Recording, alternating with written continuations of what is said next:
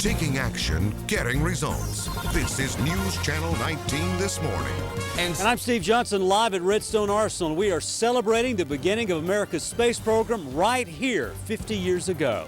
All right, JP, sounds good. Well, today is November 8th, 2007, and we're taking a look back at the Huntsville space program, the very beginning of that program. News Channel 19 anchor Steve Johnson live at Redstone this morning. And Steve, 50 years ago today, an important day for the Rocket City and the country.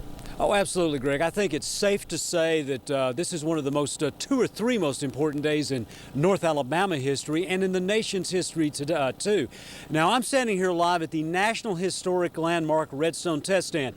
You see it right behind me. We're going to talk about how this fits in with November 8th, 1957, the date we're celebrating as the formal beginning of the space program. Now, we're going to talk about things like why didn't it start before then? And why wasn't Redstone involved at the very beginning when America started thinking about going to space? We're going to talk about what it was like working on the space program, the beginning of the space program that the Army actually started for the U.S. We're going to talk about all of those things. First, though, we need to mention the launch that actually got it all started and scared America, the thing that got it going. Watch this.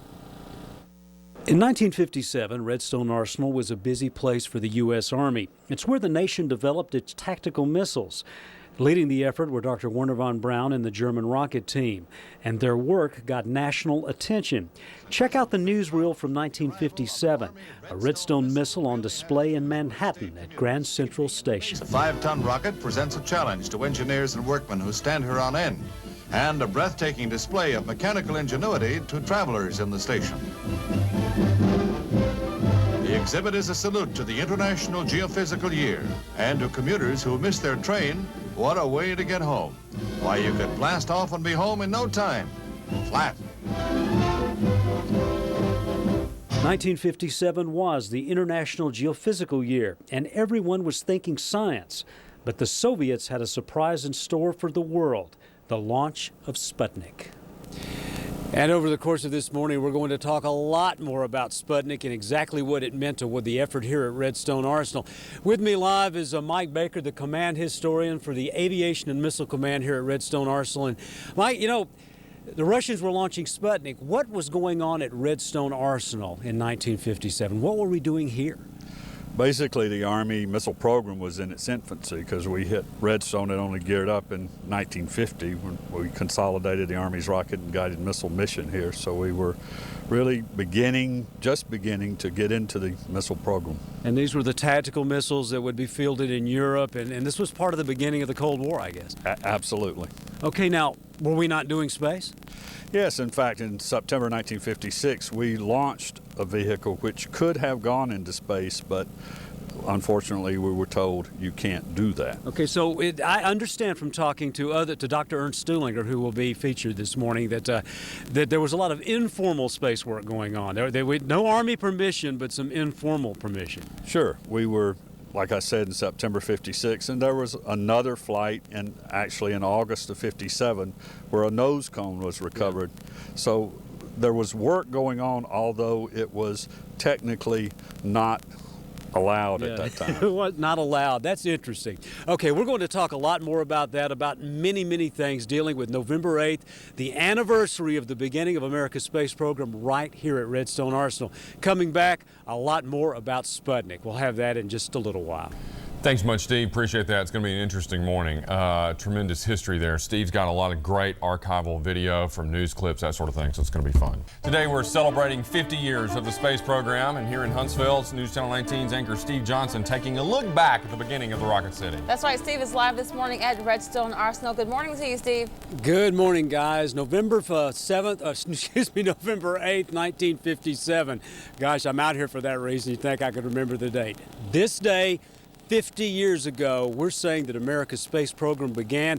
It was started by the Army. It was started at Redstone Arsenal. We're going to tell you all about that. Now, I'm live at the Redstone Test Stand, the historic national landmark Redstone Test Stand, and we're going to explain why that is and how the Redstone fits in. We're going to give you a little taste of Redstone history, American history today throughout this News Channel 19 this morning broadcast. Right now, though, we want to thank the Russians for giving us a push. October 4th, 1957, the Soviets surprised the world by launching Sputnik. It was the first man-made satellite to orbit the Earth. Today, a new moon is in the sky, a 23-inch metal sphere placed in orbit by a Russian rocket. Newsreels of the day would show the world what Sputnik was and how it worked. But to put it bluntly, Sputnik scared America. The newspapers of the day indicate that the communists putting the first satellite in space was a real concern. More proof comes from a recording of Douglas Edwards in a live CBS network news broadcast, also from 1957. Even the beeping from Sputnik. For the men and women working on America's missile program at Redstone Arsenal, Sputnik wasn't scary at all. It was disappointing. We here in Huntsville in the von Braun team, we had been ready to launch a satellite 1 year before. In 1956 we could have launched a satellite if we had had the permission to do so. But that permission had not been given. America was pinning its space hopes on the Navy's Vanguard. All righty, we're going to explain about that Vanguard program a little later, but I want to know, Mike Baker, who's the command historian for the Aviation and Missile Command here at Redstone Arsenal, why hadn't we been given permission if we could have done it? Basically, the decision at that time was that we wanted to go with a purely scientific mission.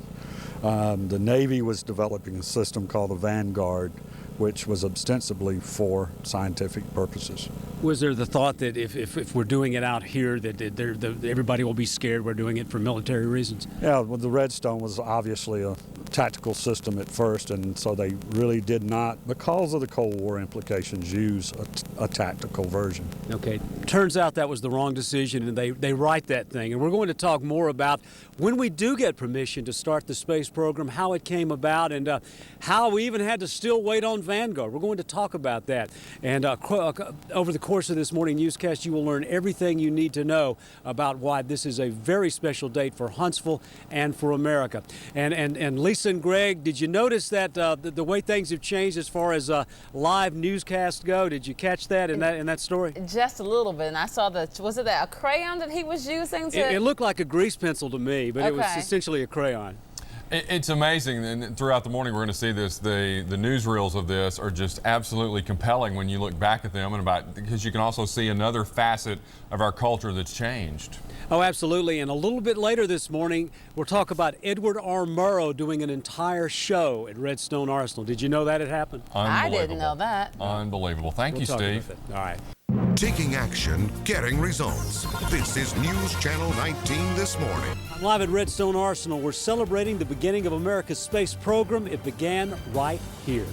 Well, it is November 8th, 2007. Today we're taking a look back at the Huntsville space program, the beginning. News Channel 19 anchor Steve Johnson live at Redstone this morning. And Steve, 50 years ago today, an important day for the Rocket City and the country. You know, maybe the most important date for the Rocket City, certainly, because it's when the space program began. And you can look around you in this town and know exactly how important that was. And not just Huntsville, of course, the region. Now, I'm live at the historic Redstone Test Stand. This rocket, the missile that was tested here, was available when America made the call to tell Redstone to get it done. It was ready when we got that phone call that got it all started 50 years ago. It all begins with Sputnik, the Soviet satellite that shocked America and scared the free world with the thought that the communists might have a technological edge. At Redstone Arsenal, where America's missile systems were being developed, there was another feeling. So there was a lot of frustration with the whole group out there, and particularly von Braun, knew we could have done it. In fact, I saw him shortly after Sputnik, and he was a very dejected-looking individual. I believe there's no question that right now the IRBM and the ICBMs are very important. Von Braun would testify before Congress about the world's most powerful country needing to control the space around the Earth. And on November 8, 1957, Redstone got the word from Washington. We've been assigned the mission of launching a scientific Earth satellite. And we will use the Jupiter C configuration as a carrier that we developed along with the Jet Propulsion Laboratory. I promised the Secretary of the Army that we would be ready in 90 days or less. It wasn't quite that simple. The Navy was actually the first team on this project with the Vanguard. That launch was put on national television. And so at the moment we're waiting waiting for the missile to leave the ground, and the next shot will be the Vanguard going aloft. But the Vanguard didn't go aloft.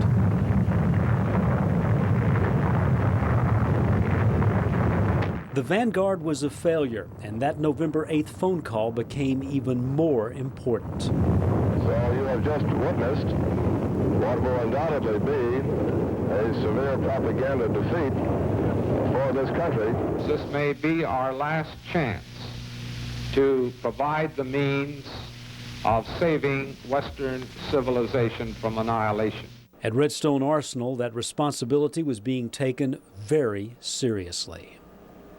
Yes, indeed it was. We're going to talk about that all throughout this newscast. Mike Baker, the command historian for the Aviation and Missile Command here at Redstone.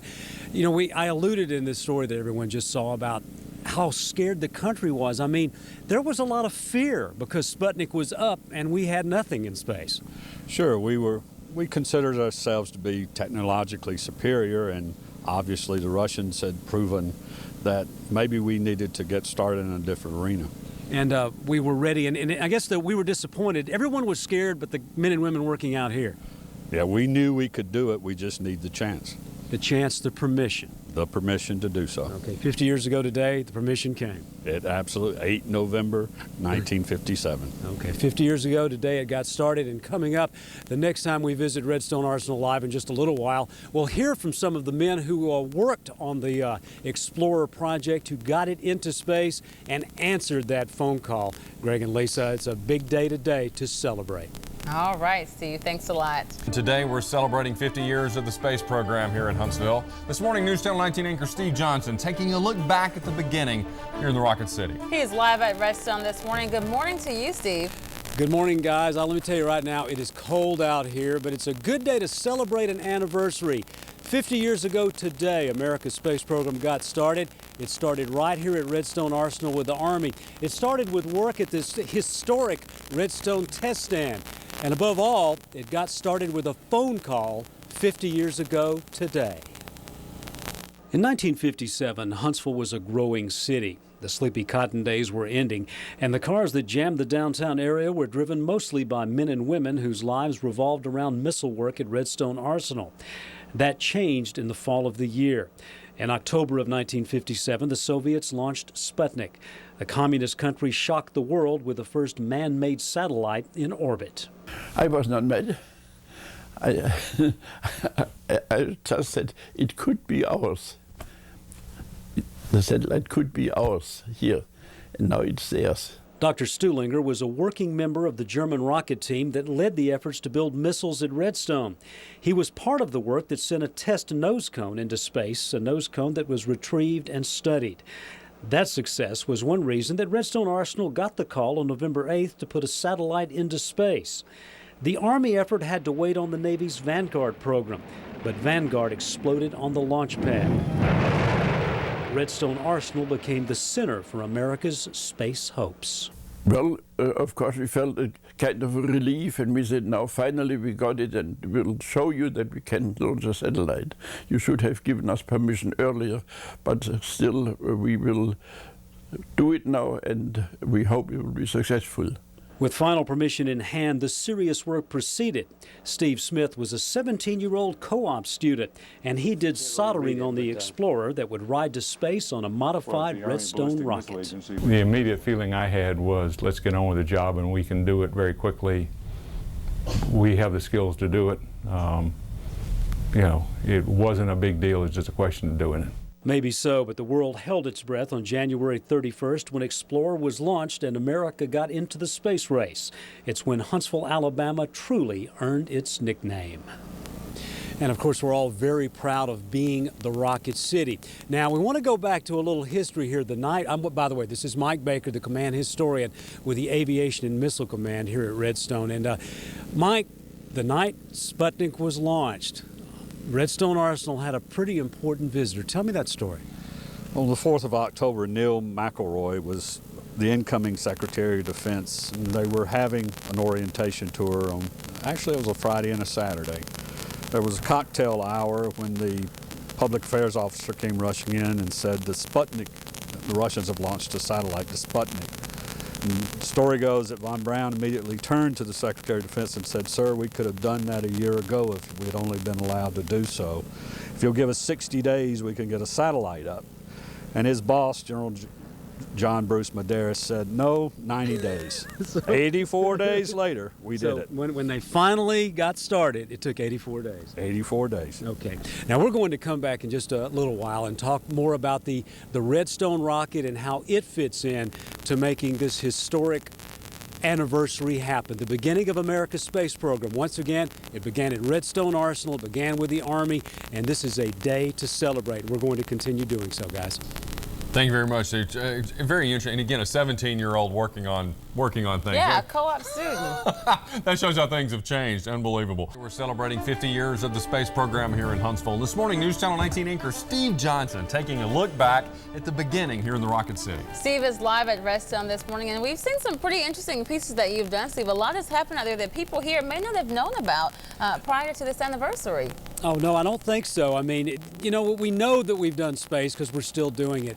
But I think the origins, the heritage is what a lot of us aren't familiar with. Of course, we're saying this is the anniversary because on this date, 50 years ago, the call was made. The men and women working for the Army Ballistic Missile Agency were given the task of putting a satellite into space, a peacetime satellite. This is a replica of Explorer 1. This is exactly what it looked like. Maybe some little antennas hanging out, but this is what it looked like. This was America's first major space success. It was the answer to the Soviet Sputnik. It's an anniversary worth remembering. January 31st, 1958, that's when America launched Explorer and got in the space race. It was our successful response to the Soviet surprise launch of Sputnik on October 4th, 1957. I was not mad. I just said it could be ours. The satellite could be ours here, and now it's theirs.